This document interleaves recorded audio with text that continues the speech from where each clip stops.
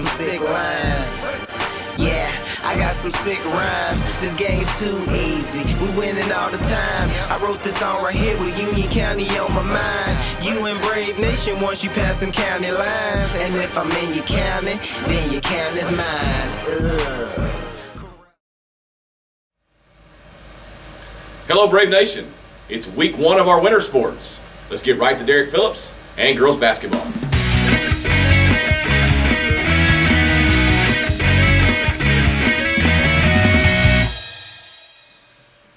Hello, Brave Nation, and welcome back to This Week in Brave Nation. Today we start off with our first interview for the winter sports season with Coach Derek Phillips, head coach of the Union County Bravettes basketball team.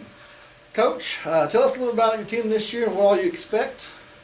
I'm really proud of the girls, first of all. We've, the girls been working hard this summer. They've been working hard this fall.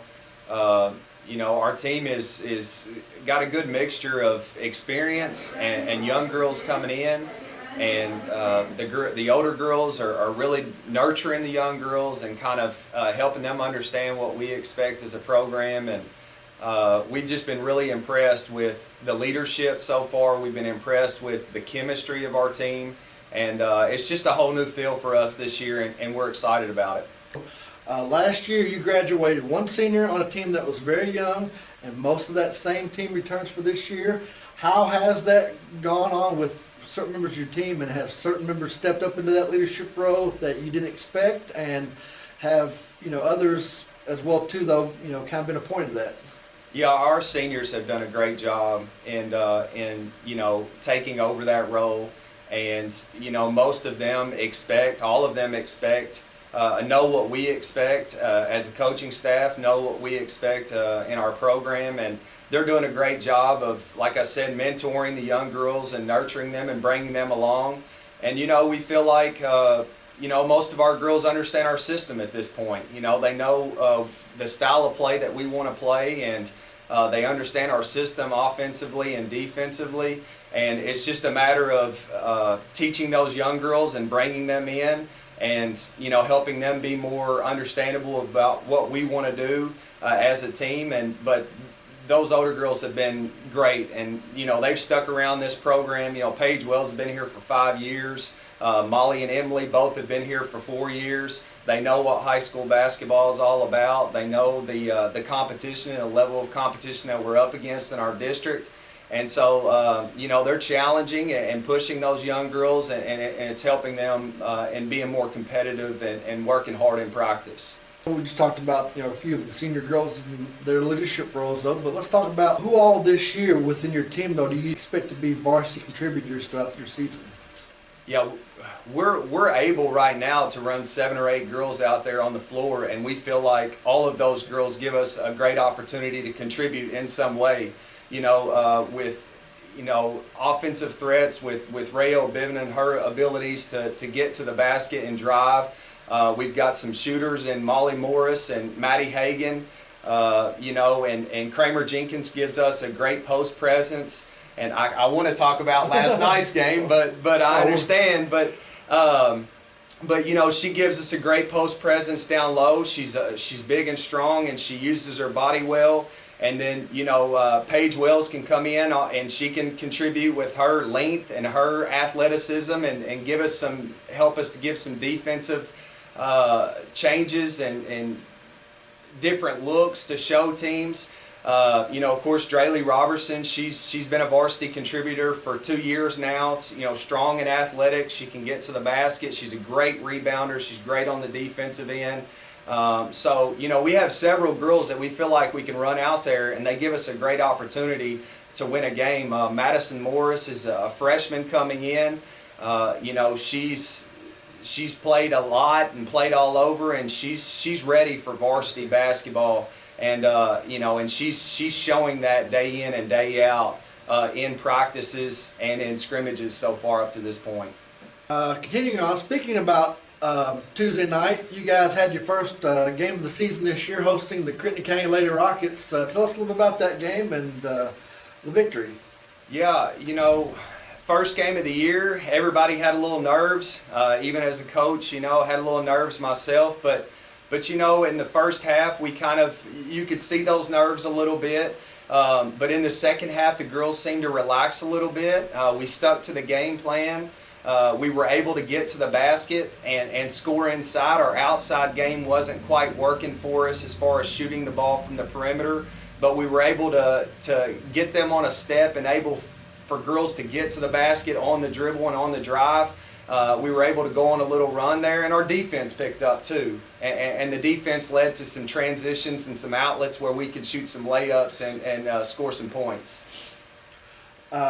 Continuing on with your schedule short term here, tonight you guys host the Massillville Lady Maroons, and then of course on Saturday in the 7th and 6th District Challenge, we travel to Hop Central and you guys play the Lady Storm. Tell us a little bit about these two upcoming opponents that you have. Yeah, Madisonville is a top 3 team in the region. They return everybody back from last year's team that went to the regional semifinals. They're long, they're lengthy, they're athletic. They've got a really dynamic point guard in Cameron LaGrange. We're going to have to keep them off the boards. They're going to press us, so we're going to have to beat their pressure. I think if we can beat their press and score in transition and maybe keep them out of us playing some half-court offense a whole lot, it's going to benefit us. But I'm excited. I'm excited for the challenge. Saturday we have the 6th and 7th District Challenge, and we're playing Hopkins County Central. We match up really well against them. I expect us to come out of there with a win. They've lost some since last year, so they're what I would consider somewhat having a down year. But they'll still get after us. They'll still be scrappy, so it'll be a good game for us as well.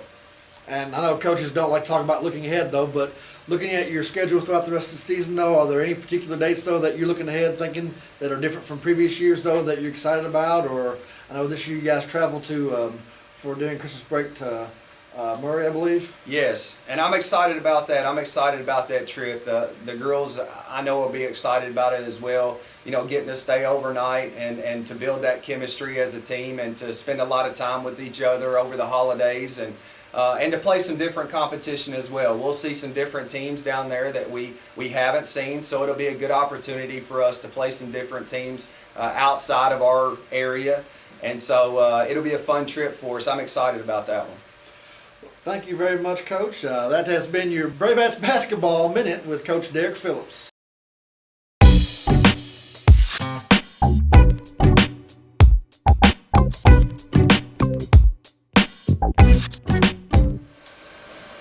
Hello, Brave Nation. Joined with head boys basketball coach Shane Smith.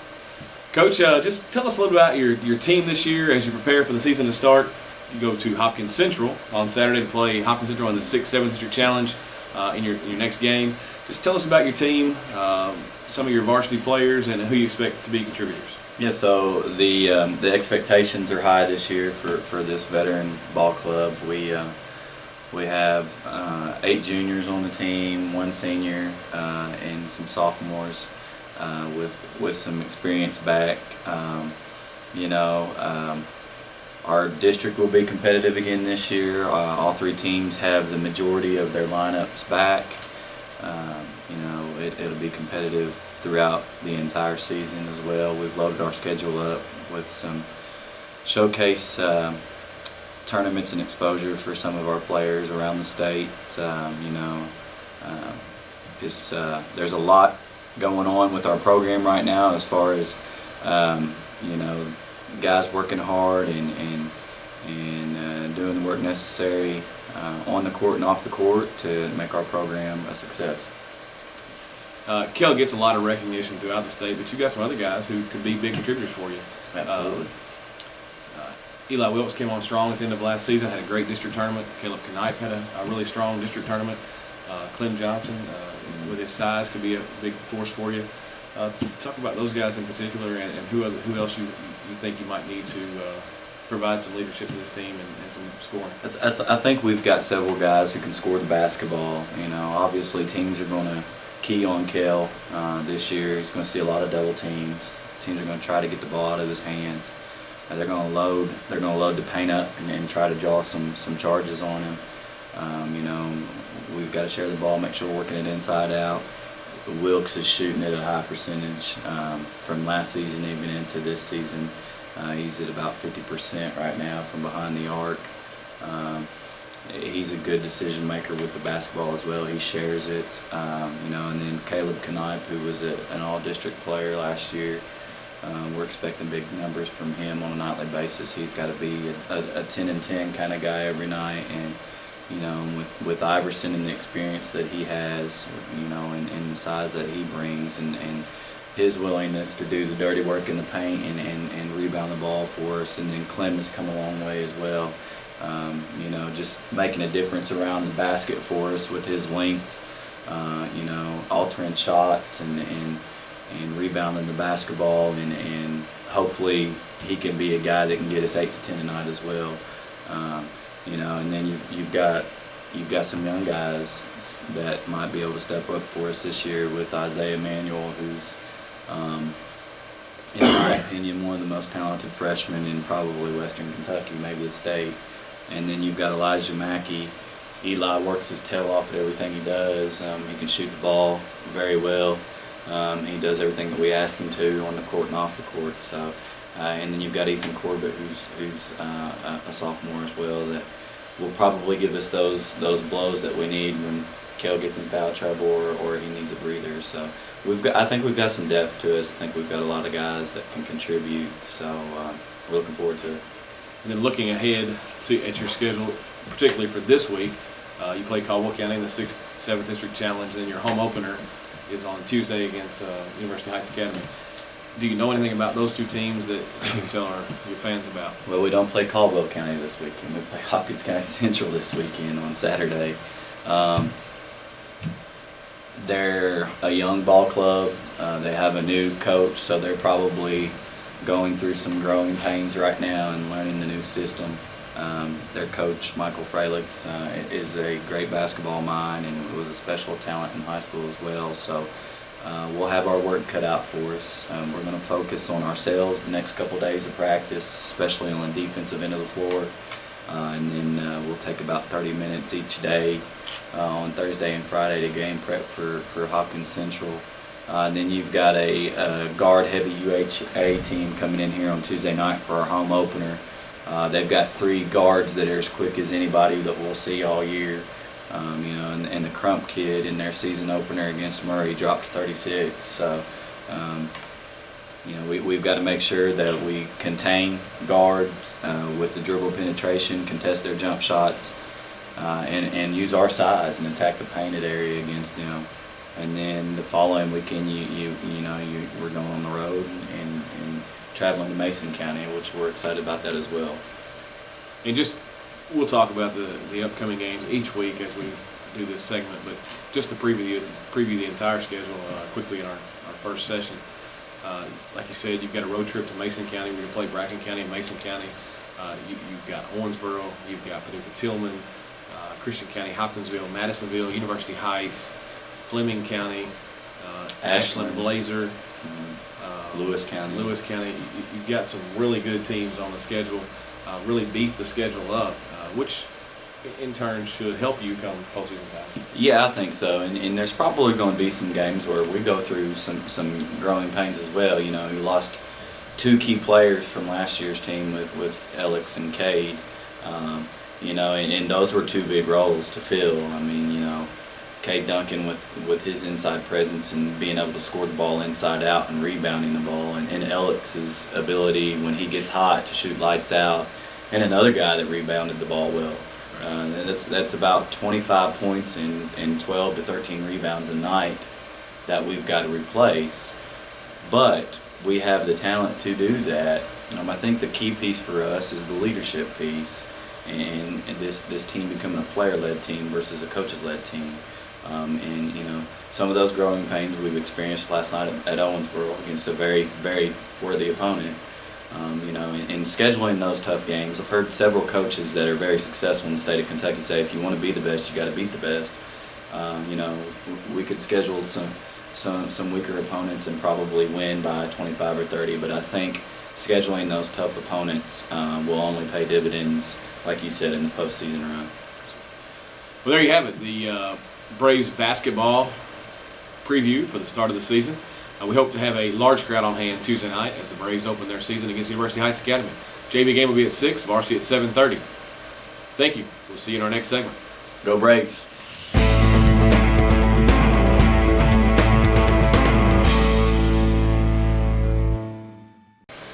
Welcome back. We're joined with Union County High School head wrestling coach Robert Irvin. The Braves are coming off another wonderful year, another state championship. Marks the 4th straight. They'll be gunning for 5 straight and have a lineup to make that happen. Coach, tell us a little bit about your team returning.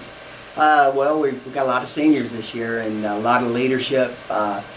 Some really high-level guys. We got Jake Insko, got Gabe Adams, Micah Matthias, Trevor Poe.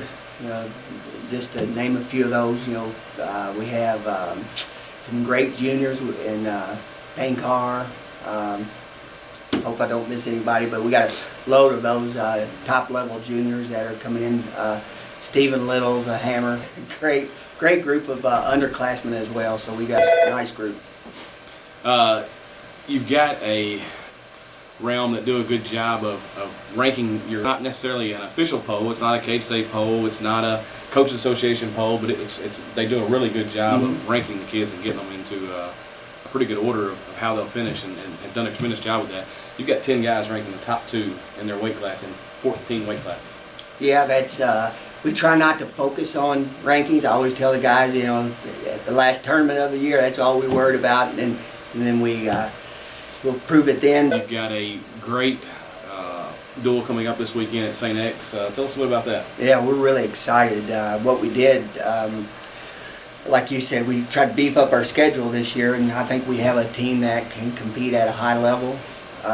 So we usually go to the Castle duels, and we've decided to go over to, they call them the Bluegrass National duels, and there's Cabell, West Virginia, Cabell Midland. They're one of the top teams out of West Virginia. We got Moeller High School out of Cincinnati, Ohio. That's traditionally a powerhouse in Ohio. Floyd Central in St. X, and another one is Father Ryan. We've wrestled them the last few years and have had a lot of success, but they've got a really nice young team that they've been growing over the last few years, and it's going to be a fun duel. Again, Braves are going to have an outstanding wrestling season. We know that. They are home on December the 19th against Caldwell County and Henderson County. And then again on January the 17th and 18th. The 17th is a duel against a pretty high-level team from Missouri. Yes, that's probably one of our more exciting ones. We have they're Whitfield, Missouri. They're 3-time state champs out of Missouri. They're ranked number 1 in the state right now, and just from what I've seen there, they've got a lot of really high-level guys that are nationally ranked, and they wanted to come here and compete against us. So, and then Paducah Tillman, they've got a nice team, and we're excited to wrestle them as well. And then on that Saturday, we'll have the Bryce Sheffer Memorial Duels, which is one of the biggest duels of the year for the Braves because it has so much meaning to it. They'll have the Timothy McKinney King of the Canned Food Drive, honor Bryce, and recognize the seniors. So that'll be a big night for your program. We hope that the Union County faithful will pack the stands both those nights, Friday and Saturday, January 17th and 18th, as well as December the 19th. Coach, any other thoughts? No, this is going to be we have some really great home duels, and we're very excited about those, and we'd love to have as many people in the stands as possible. They're going to be fun to watch. All right, and there you have it. The Braves are looking for number 5. They'll go for their 5th straight state title, opening up this weekend at St. X. Thank you.